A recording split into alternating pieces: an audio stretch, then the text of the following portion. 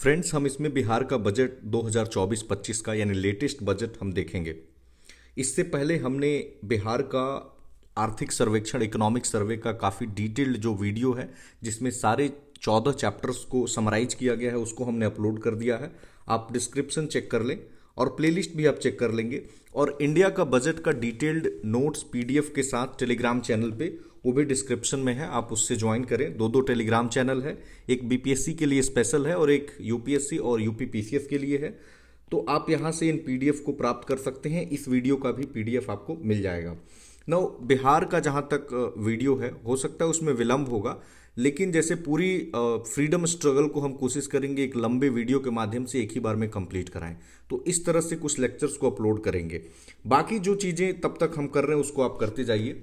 देखिए, इस वीडियो में हम ये समझेंगे कि बिहार का बजट किसने प्रेजेंट किया, कब प्रेजेंट किया, हमारा ग्रॉस स्टेट डोमेस्टिक प्रोडक्ट का हमने टारगेट कितना रखा है, हम कितना खर्च करने वाले हैं और हमारा पैसा कितना आएगा, वो पैसा कहाँ से आएगा, क्या हमारा रेवेन्यू का सरप्लस होगा, डेफिसिट होगा, फिस्कल डेफिसिट हमारा पिछली बार कितना रहा, इस बार का हमारा क्या टारगेट है, किस क्षेत्र में हम कितना पैसा दिए हैं, और यूनियन बजट में बिहार के लिए जो 26,000 करोड़ रुपए मिले तो बेसिकली किस क्षेत्र में खर्च हो रहे हैं और रुपया कहाँ से आ रहा है और रुपया किन सेक्टर्स को किन जगहों से आ रहा है और किन जगहों को जा रहा है। और 8 प्राथमिकताएं तय कर रहा है यह बिहार का बजट। उनको एक एक प्राथमिकताओं को और उनके अंतर्गत किन चीज़ों पर बल दिया गया है इनको देखेंगे और साथ ही साथ अचीवमेंट्स को देखेंगे। इस बजट में अचीवमेंट्स को गिनाया गया है बिहार के। उसमें बहुत सारे अचीवमेंट्स आपको यहाँ दिखाई नहीं देंगे, उसके पीछे का कारण है वो हमने ऑलरेडी अपने करंट अफेयर्स की वीडियो में या फिर इकोनॉमिक सर्वे में कवर कर लिया है। तो उन अचीवमेंट्स को यहाँ नहीं लिखा गया है क्योंकि रिपीटेशन हम नहीं चाहते हैं कि हो। चलिए हम शुरू करते हैं। बिहार का बजट बिहार के finance minister and deputy chief minister सम्राट चौधरी जी ने पेश किया। कब पेश किया? 13 फरवरी 2024 को। तो इन्होंने पेश किया, एक वर्ड का यूज आप ध्यान देंगे, पेश किया, प्रेजेंट किया। लेकिन कौन कॉज करता है कि यह बजट को फ्लोर पे रखा जाए? तो यह हमारे महामहिम गवर्नर साहब होते हैं। अभी कौन है? राजेंद्र विश्वनाथ आर्लेकर। ठीक है। ग्रॉस स्टेट डोमेस्टिक प्रोडक्ट, आपने जीडीपी का कॉन्सेप्ट पढ़ा होगा कि एक पर्टिकुलर टेरिटरी में एक पर्टिकुलर या डेफिनेट टाइम पीरियड, जिसे हम नॉर्मली 1 साल लेते हैं, उसमें कितनी गुड्स एंड सर्विसेज का प्रोडक्शन होता है। तो वही जैसे इंडिया का क्षेत्र है, अब यहाँ पे स्टेट वाले में हर स्टेट का अपना अलग अलग निकलता है। तो यहाँ बिहार में कितनी गुड्स एंड सर्विसेज का प्रोडक्शन हुआ और करंट प्राइस पे हम देख रहे हैं। यानी कि एक होता है कि हम क्या करते हैं कि बेस ईयर का लेकर के, और जैसे 2011-12 हमारा बेस ईयर है तो उसमें हम कांस्टेंट प्राइस पे निकालते हैं तो उसमें थोड़ा कम दिखता है। बट इसमें क्या करते हैं, हम करंट प्राइस पे निकालते हैं, थोड़ा ज़्यादा दिखता है। और बजट में एक चीज़ आप ध्यान में रखेंगे कि बजट में हमेशा एस्टिमेट्स दिखाई देते हैं कि हम आगे आने वाले 1 साल में क्या कर रहे हैं और क्या हम एक्सपेक्ट कर रहे हैं। तो हमारा जीएसडीपी हमने अनुमान लगाया है कि 9,76,000 करोड़ रुपए रहेगा और हम अपनी ग्रोथ रेट एक्सपेक्ट कर रहे हैं कि 13.5% का ग्रोथ रेट हमारा रहेगा। हम खर्च कहाँ करेंगे? तो हम खर्च करेंगे, कितने रुपए खर्च करेंगे? सबसे पहले तो 2,78,000 करोड़ रुपए बिहार खर्च करने का अनुमान लगाता है। पिछली बार हमने कितना रखा था यह लक्ष्य? तो 2,61,000 करोड़ रुपए का लक्ष्य रखा था। अब जो ये हम खर्च करेंगे तो उसको हम 2 भागों में बांटते हैं। एक होता है कि हम रेवेन्यू एक्सपेंडिचर करेंगे, जैसे कि सैलरी पे, पेंशन पे, इंटरेस्ट पेमेंट पे, और दूसरा होता है हम कैपिटल एक्सपेंडिचर करेंगे, जैसे कोई एसेट क्रिएशन हो, जैसे स्कूल बनवाना, हॉस्पिटल बनवाना। ठीक है। तो बेसिकली ड्यूरेबल एसेट्स को काइंड ऑफ क्रिएट करना। तो रेवेन्यू एक्सपेंडिचर पे हम 2.25 लाख करोड़ रुपए खर्च करेंगे। इसी 2,78,000 में से इसका 2,25,000 आप देख रहे हैं कि ज़्यादा खर्च कहाँ है? रेवेन्यू एक्सपेंडिचर पे। और 53,000 करोड़ रुपए हम कैपिटल एक्सपेंडिचर के रूप में खर्च करेंगे। ये फिगर आपको याद ना भी रहे चलेगा, लेकिन परसेंटेज के टर्म्स में आप फिगर को याद रखेंगे कि करीब करीब अगर 80-81 भी आप याद रख लेते हैं तो आपका काम हो जाएगा। बहुत ये जरूरी नहीं कि 80 पॉइंट कितना है, तो 80 अगर याद रखते हैं तो काम चल जाएगा, और यहाँ पे 19 यानी 81 और 19 आप बेसिकली समझ लें। तो रेवेन्यू एक्सपेंडिचर 80.97 और कैपिटल एक्सपेंडिचर 19.03% है। अच्छा, एक्सपेंडिचर को अगर 100 मानते हैं तो प्लान्ड एक्सपेंडिचर 35.88 और नॉन प्लान्ड एक्सपेंडिचर 64.12, यानी कि 36 मान ले और इसको 64 मान ले। ठीक है, तो इतना हम कर रहे हैं। एक टर्म पूछा जा सकता है कि what is committed expenditure. Committed expenditure का मतलब है वो आपको करना ही पड़ेगा, आप शॉर्ट टर्म में या नियर टर्म में उसको घटा नहीं सकते हैं, रैशनलाइज नहीं कर सकते हैं। जैसे कि सैलरीज है, जितने एम्प्लॉयज हैं उनको देना ही पड़ेगा। अगर कोई टीचर है तो उनकी सैलरी आप काट नहीं सकते हैं, पेंशन है वो देना ही पड़ेगा, तो उसको हम कहते हैं कमिटेड एक्सपेंडिचर। आइए हम देखते हैं कि हमारा रिसीट कितना होने वाला है। तो रिसीट होने वाला है 2,27,000 करोड़ रुपए, जिसमें कि रेवेन्यू से आएगा 81.31% और कैपिटल रिसीट आएगा 18.69%। यानी दोनों में ही रेवेन्यू का ज्यादा है, रेवेन्यू एक्सपेंडिचर भी ज्यादा है और रेवेन्यू रिसीट भी ज्यादा है। ठीक है, ये मिटा देता हूं मैं। ओके, आगे बढ़ते हैं हम। ऐसा उम्मीद लगाया जा रहा है कि रेवेन्यू सरप्लस रहेगा बिहार, कितना, 1121 करोड़ रुपए। परसेंटेज का फिगर केवल याद रखेंगे तो 0.1% हमारे जीएसडीपी का हम रेवेन्यू सरप्लस रहने वाले हैं।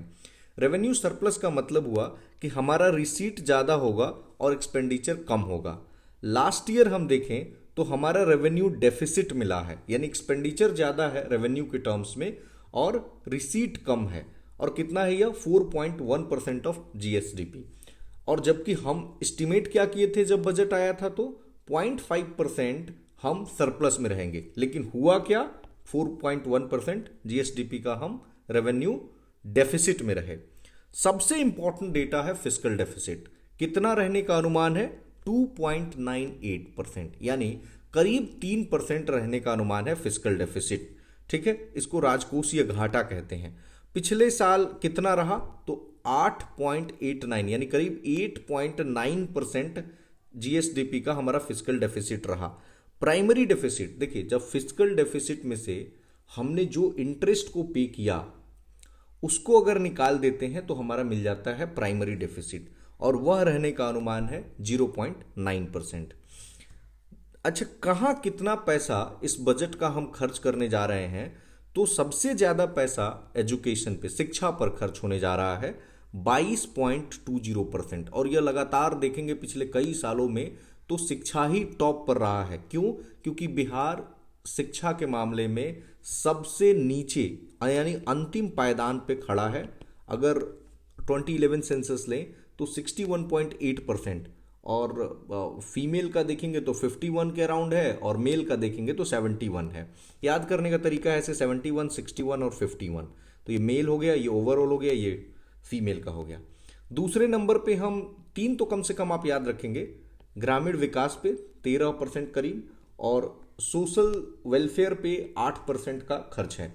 तो यह 3, एजुकेशन, रूरल डेवलपमेंट और सोशल वेलफेयर, टॉप 3 सेक्टर्स हैं जिनमें हम पैसा दे रहे हैं। बाकी कई बार मैंने देखा है यूपीएससी के टर्म्स में कि पूछ देते हैं कि निम्न में से किस पे किस तरह से पैसे खर्च हो रहे हैं, एक असेंडिंग ऑर्डर में या डिसेंडिंग ऑर्डर में दे देते हैं। तो एक नजर इन पे भी मार लेंगे, परसेंटेज में इनको याद रखने की जरूरत नहीं है। कि उसके बाद है चौथे नंबर पे रूरल वर्क्स, उससे कम थोड़ा हेल्थ पे, फिर urban development and housing, then road construction, then water, उसके बाद कृषि, और उसके बाद बीसी एमबीसी वेलफेयर पे। यूनियन बजट जिसको कि वित्त मंत्री निर्मला सीतारमन जी ने पेश किया, उसमें आपने सुना होगा 26,000 करोड़ रुपए बिहार को दिए गए, और स्पेशल पैकेज की भी आपने बात देखी थी, जिसमें कि बिहार को उसके पहले डिमांड चल रही थी कि स्पेशल कैटेगरी स्टेटस का दर्जा दे दिया जाए, जो गाडगिल मुखर्जी फॉर्मूला था, बट नहीं मिला। उसके अपने कारण है और उसको हम ऑलरेडी चर्चा कर चुके हैं जब हमने करंट अफेयर्स का क्लास किया है। तो बेसिकली 2 सेक्टर्स हैं, एक पावर प्रोजेक्ट्स और एक हाईवेज है। तो एक पावर प्लांट लगाने की बात है पीरपैंती में, यहाँ 24,000 कैसे हो गया, एक बार मुझे डेटा देखना पड़ेगा, शायद 2400 होगा या 24,000 होगा, एक बार मैं क्लैरिफाई कर दूंगा। ठीक है, तो एक पीरपैंती में पावर प्लांट की बात कही गई है, और पीरपैंती भागलपुर में है। हाईवे डेवलपमेंट को लेकर एक्सप्रेसवे डेवलप करना है, जैसे पटना को पूर्णिया से जोड़ने वाला, बक्सर को भागलपुर से, फिर कनेक्टिविटी के लिए बोध गया, राजगीर, वैशाली और दरभंगा को जोड़ना है। 2 लेन का ब्रिज गंगा नदी पर, कहाँ पे, बक्सर में। तो ये आप याद कर लेंगे, बस एक नज़र देख लीजिए कि बस पटना, पूर्णिया, भागलपुर, इस तरह से केवल की टर्म्स पे ध्यान दीजिए। रुपया कहाँ से आ रहा है बजट में? तो देखिए, सबसे ज़्यादा जो रुपया आ रहा है वो स्टेट का शेयर सेंट्रल टैक्सेस में। आपने देखा होगा ना कि जो फाइनेंस कमीशन बनता है आर्टिकल 280 के तहत, सेंट्रल फाइनेंस कमीशन की हम बात कर रहे हैं, तो उसमें हर स्टेट्स का अपना एलोकेशन होता है और ओवरऑल स्टेट्स को जैसे अभी 41% देना है, तो उससे जो पैसा मिलता है वो बिहार को सबसे ज़्यादा अपना इसका इनकम का स्रोत है। दूसरा है इसका अपना सोर्स है, अपना टैक्स रेवेन्यू या नॉन टैक्स रेवेन्यू, वो सब आते हैं। और इसमें अपने सोर्स में सबसे ज़्यादा है स्टेट जीएसटी, जो कि 58% है। और ग्रांट्स इन एड जो सेंटर से मिलते हैं आर्टिकल 275, 282, आपने कॉन्स्टिट्यूशन लक्ष्मीकांत पढ़ा होगा, उसमें देखा होगा। ओके, रुपया जाएगा कहाँ? तो सबसे ज़्यादा जो सामाजिक सेवाएं हैं, सोशल सर्विसेज, दूसरे नंबर पे जनरल सर्विसेज और तीसरे नंबर पे इकोनॉमिक सर्विसेज। अच्छा, 3 ही लिखा गया, इसका मतलब ये नहीं है कि 3 ही सेक्टर्स में पैसे जाएंगे। अपने एग्जामिनेशन के पॉइंट ऑफ व्यू से यही ऑर्डर इंपॉर्टेंट है, इसीलिए 3 ही लिखे गए हैं, राइट। 8 प्राथमिकताएं बिहार बजट तय करता है। पहला तय करता है कि हम अपॉइंटमेंट्स और एम्प्लॉयमेंट को बढ़ावा देंगे, और इसके तहत मेंशन करता है कि हमने टीआरई 1 और टीआरई 2 को फाइनल करा दिया है। टीआरई 3 का आपको पता ही है कि अभी रिजल्ट आने वाला है। फिर बिहार लघु उद्यमी योजना है, जिसमें 94 लाख जो गरीब परिवार हैं उनको अप टू 2 लाख तक का ग्रांट मिलेगा। फिर आप मेडल लाइए और नौकरी पाइए। दूसरा है महिला सशक्तिकरण, विमेन एम्पावरमेंट, जिसमें ऑर्गेनिक फार्मिंग को प्रमोट करने के लिए क्लस्टर्स का डेवलपमेंट किया जा रहा है। एसएचजी, आपको जीविका याद होगा, तो एसएचजी सेल्फ हेल्प ग्रुप्स का निर्माण किया जा रहा है और इसके तहत बी कीपिंग, जो मधुमक्खी पालन है, वो किया जा रहा है। लोन दिए जा रहे हैं विमेन को। एक स्कीम है स्वच्छांगिनी प्रोजेक्ट, तो इसमें जो म्यूनिसिपल कॉरपोरेशन वाले एरियाज हैं, जहां किसी भी म्यूनिसिपल कॉरपोरेशन वाला एरिया जहां पे स्लम है, वहां पे जो वुमेन है उनको उनकी उद्यमिता को बढ़ावा देने के लिए, एंटरप्रेन्योरशिप को बढ़ावा देने के लिए स्वच्छांगिनी प्रोजेक्ट है। तीसरी प्रायोरिटी है कि जो अलग अलग सेक्शंस हैं, खासकर जो कहते हैं ना कि जो हाशिए पे पहुंचा हुआ समाज है, उसकी विकास के लिए, जैसे रेसिडेंशियल स्कूल अगर माइनॉरिटी कम्युनिटी है उसके लिए। चौथा है कि हेल्थ को प्राथमिकता दी गई है, जैसे कि हॉस्पिटल बनवाना, ज़्यादा से ज़्यादा बेड्स की अवेलेबिलिटी। पांचवा प्रायोरिटी है एजुकेशन, जिसमें कॉलेजेस खोलना, जैसे कि पॉलिटेक्निक कॉलेजेस, टीआरई से लेकर के टीचर्स के रिक्रूटमेंट का, या बापू एग्जाम सेंटर जो दुनिया का सबसे बड़ा एग्जाम सेंटर है। छठा है कृषि और ग्रामीण विकास, एग्रीकल्चर एंड रूरल डेवलपमेंट, जिसमें चौथा कृषि रोड मैप 2023 से 2028 राष्ट्रपति महोदय आई भी थी इसके लिए, तो 1,62,000 करोड़ रुपए 2028 तक इसमें खर्च कर देना है। उसके बाद है इंडस्ट्री यानी उद्योग एंड इंटरप्रेन्योरियल डेवलपमेंट, जो उद्यमिता का विकास है उसके लिए। तो बिहार बिजनेस कनेक्ट 2023 ये बेसिकली इन्वेस्टर समिट था, जिसमें इन्वेस्टर्स को बुलाया गया कि आप हमारे यहाँ आइए, हम आपको नेसेसरी कंडीशंस प्रोवाइड करेंगे और आप हमारे यहाँ इन्वेस्ट कीजिए ताकि लोगों को रोजगार मिले, प्रोडक्शन बढ़े, एक्सपोर्ट हो, फलाना फलाना। Okay. PM Vishwakarma scheme Modi ji के जन्मदिन पर पिछले साल 17 सितंबर 2023 को शुरू किया गया, जो हमारे शिल्पकार हैं उनके लिए, और इसमें 18 जो सेक्टर्स हैं, ट्रेड्स हैं, उनको कवर किया गया है। और 8वां जो प्राथमिकता है वो है कि हम अपने पर्यावरण को प्रोटेक्ट करें और ग्रीनरी डेवलपमेंट करें। और जल जीवन हरियाली 2021 का कई बार मैंने बताया है, बिहार धरती दिवस के अवसर पर शुरू हुआ था 9 अगस्त को और 2 अक्टूबर को लॉन्च हो गया था। और बिहार में ग्रीनरी 14.75% हो भी गया है, और बिहार ने लक्ष्य रखा है कि 17% तक हम ग्रीनरी को कर देंगे। तो ये हमारा टारगेट है, और इसके तहत बहुत सारी चीज़ें दी गई थी। टाइगर रिजर्व्स के बारे में ये हमने ऑलरेडी कर लिया है अपने इकोनॉमिक सर्वे में, कि जैसे कि वाल्मीकि टाइगर रिजर्व बिहार में वेस्ट चंपारण में है, दूसरा कैमूर को इन प्रिंसिपल अप्रूवल मिला। फिर वाइल्ड लाइफ सेंचुरीज हैं, जैसे कि भीम बांध है, इस तरह से मुंगेर में, तो इन सब का डिस्कशन है, बट रिपीटेशन का कोई फायदा नहीं है। नेशनल पार्क ऑफ कोर्स एक ही है बिहार में, वेस्ट चंपारण में।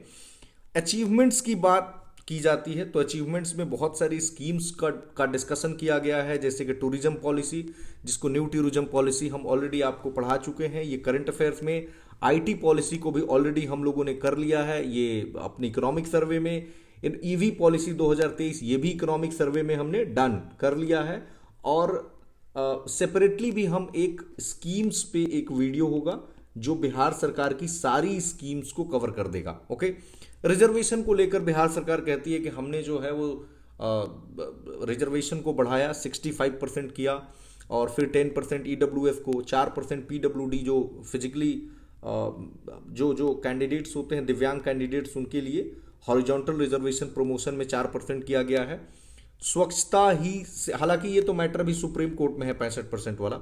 स्वच्छता ही सेवा अवार्ड, ये मिनिस्ट्री ऑफ जल शक्ति, केंद्र सरकार ने इसको दिया जीविका को। हर घर नल का जल देखेंगे तो 2015 में सिर्फ 2% में कनेक्शन था, लेकिन अभी करीब करीब 100% में पहुंच गया है। और पूरे इंडिया लेवल पे टॉप 5 में 4 बिहार के डिस्ट्रिक्ट्स हैं। ये है 3 का नाम तो टॉप, ये देख लीजिए, एस से ही शुरू है, समस्तीपुर, शेखपुरा और सुपौल, ठीक है, और चौथा बांका है। Smart prepaid meter, American team आई थी इसी साल जनवरी में, और उन्होंने देखा हमारे स्मार्ट प्रीपेड मीटर जो अभी लगाया जा रहा है, इसमें तो बहुत सारे लोग अपोज भी करते हैं, लेकिन सरकार उस पर कार्रवाई करेगी, क्योंकि कोशिश कर रहे हैं कि 31 मार्च 2025 तक इसको पूरा कर दें। तो अमेरिकन टीम ने अप्रिसिएट किया, काफ़ी तारीफ किया।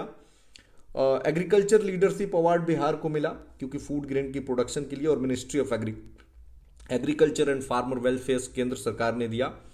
मल्टी डिमेंशनल पॉवर्टी इंडेक्स जो नीति आयोग जारी करता है, ये डेटा तो पूछ भी चुका है बीपीएससी। तो 2015 में जो गरीबी थी, वो बहुआयामी जो गरीबी है, वो 51.89% थी, जो घटकर 33.79% हो गई है। यानी यहाँ करीब 50% थी, ऐसे याद रखेंगे, और यहाँ करीब 1/3 हो गई है 2019-21। और 2.25 करोड़ लोग, यानी 2.25 करोड़ लोगों को पॉवर्टी से बाहर निकाला गया है। और Bihar small entrepreneur scheme, Bihar लघु उद्यमी योजना, हमने ऊपर चर्चा भी किया और कई बार इसको मैंने पढ़ा भी दिया है।